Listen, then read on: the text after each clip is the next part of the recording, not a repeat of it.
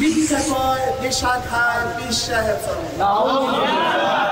এরকম স্লোগান নাই। চরমায় কি কেউ মহাব্বত করবে, কেউ ঘৃণা করবে, আশ্চর্য হওয়া উচিত না। তবে হ্যাঁ, অনেক সময় ভুল বুঝাবুঝির কারণে বন্ধু শত্রু হয়ে যায়, আবার সঠিক বুঝের কারণে দুশমনও বন্ধু হয়ে যায়।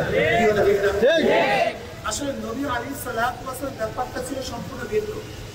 তাকে যারা চিনতে পারছে তার জন্য জীবন দিয়ে দিচ্ছে, আর তাকে যারা চিনতে পারে নাই তাকে হত্যা করার জন্য নাঙ্গা তলোয়ার নিয়ে রওনা দিচ্ছে। চরমনাইকে আপনি কেন ঘৃণা করেন, কেন পছন্দ করেন না, দোষটা কি বলুন?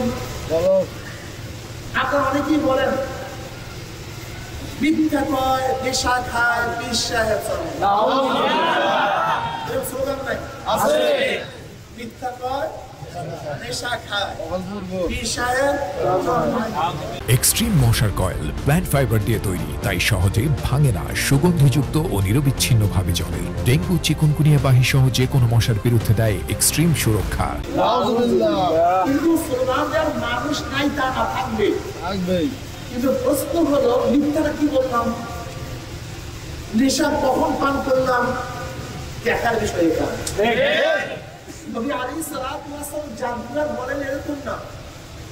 অনেকে জাদুকর বলছে, কবি বলছে, অপূর্ণবাদী বলছে, নবী বলছে, মিথ্যুক বলছে, কিন্তু হাদিস যদি বলে না এরকম না।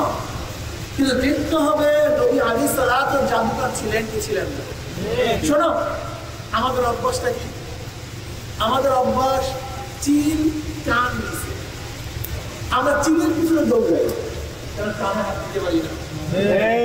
তোমরা বলছো বিশ্বাস চরমনাই নেশা খায়, অথচ চরমনাই বিশ্বাসের কাছে আসার কারণে হাজারো গাছাখো গাজার করে ভেঙে ফেলছে। এক দুজন না, হাজারো নেশাগ্রস্ত মানুষ নেশা ছেড়ে দিয়েছে।